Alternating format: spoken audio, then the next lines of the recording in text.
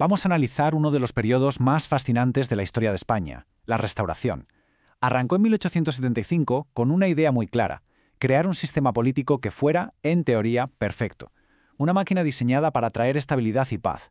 Pero, como vamos a ver, esa máquina supuestamente infalible acabó llevando a España directamente a uno de sus mayores desastres.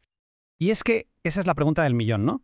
Para entender por qué se crea este sistema, hay que imaginarse cómo estaba España antes. Hablamos de años de un caos tremendo, revoluciones, una república que no funcionó e incluso 2 guerras civiles al mismo tiempo. El país estaba sencillamente agotado y necesitaba una solución ya. Y la solución que se encontró fue una auténtica pieza de ingeniería política. Un sistema pensado para que la prioridad número 1 fuera siempre el orden y la paz. Pero claro, debajo de esa fachada de estabilidad había una grieta. Una grieta que, con el tiempo, lo tiraría todo abajo. Muy bien, vamos a meternos en materia. A ver, ¿cómo se monta algo así desde cero? Lo primero, la pieza fundamental, era encontrar a la persona adecuada para que estuviera al frente de todo. El cerebro detrás de toda la operación, Antonio Cánovas del Castillo, vio en este rey tan joven la figura perfecta. Ojo, no se trataba de volver a la monarquía con un golpe de Estado, que era justo lo que Cánovas quería evitar a toda costa. No, la idea era presentar esto como una solución civil, pactada para una nueva etapa. Y aquí está el corazón del invento de Cánovas, el bipartidismo. Se acabó eso de que los militares dieran un golpe de Estado para cambiar el gobierno. A partir de ahora, el poder iba a cambiar de manos de forma ordenada, predecible, casi como un pacto entre caballeros. Y estos eran los 2 grandes pilares del sistema. Por un lado, el Partido Conservador del propio Cánovas, que agrupaba a los sectores más moderados, y por otro, el Partido Liberal de Sagasta, que venía a representar a los antiguos progresistas. La idea era que entre ellos 2 se repartirían el poder, asegurándose de que, en teoría, nadie importante se quedara fuera del juego. ¿Y el rey? ¿Qué papel jugaba en todo esto? Pues, según la Constitución, era como el árbitro. Cuando un gobierno ya estaba desgastado, el monarca simplemente llamaba al jefe de la oposición y le encargaba formar un nuevo ejecutivo. Si lo miras sobre el papel, parecía un sistema parlamentario modélico, ¿verdad? Bueno, vamos al lío. Porque una cosa es la teoría, lo que ponía en la Constitución, y otra muy distinta era la práctica. Y la práctica tenía un truco, un mecanismo oculto que hacía que todo funcionara como un reloj. Claro, porque, a ver, si el rey le dice a la oposición que gobierne, ¿cómo se asegura ese partido de que va a ganar las siguientes elecciones para tener mayoría en el Parlamento? ¡Ah! Aquí está la clave. El resultado de las elecciones no era una sorpresa, era una certeza absoluta. Y este esquema lo explica de maravilla. No eran las elecciones las que creaban al gobierno, era el gobierno el que fabricaba las elecciones. El ministro de la Gobernación, al que llamaban el gran elector, diseñaba el mapa de escaños que quería. Esas listas se pasaban a los gobernadores en cada provincia, y ellos se lo decían a los caciques de los pueblos, que eran los que se encargaban del trabajo sucio de que los votos correctos salieran de las urnas. Este era, por así decirlo, el lema no oficial del sistema. El cacique era el verdadero poder en la España rural.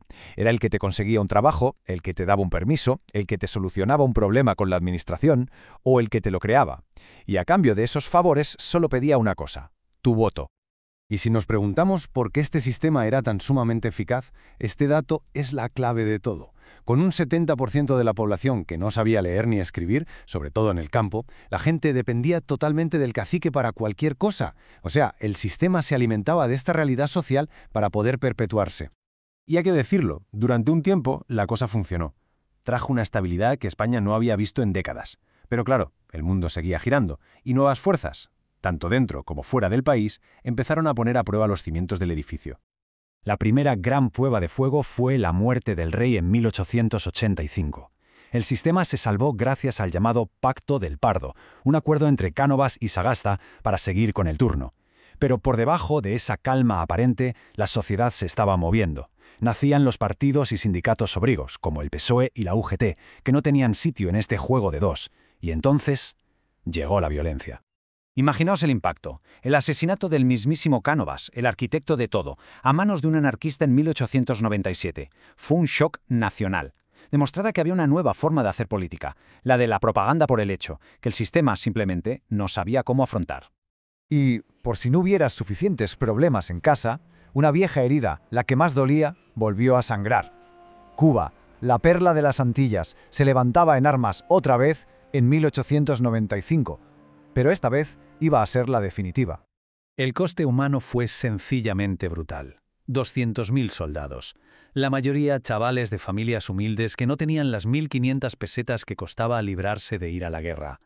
Para ellos no había pactos ni turnos pacíficos, para ellos solo había la selva, las balas y sobre todo las enfermedades. 50.000 no volvieron jamás. Y así llegamos al acto final de esta tragedia.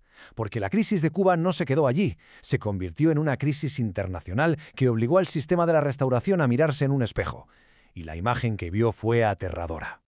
Es que el choque era inevitable, y sobre todo era un choque brutalmente desigual. Por un lado, tenías a una España que vivía de glorias pasadas, con una armada anticuada y un sistema político que era un espejismo.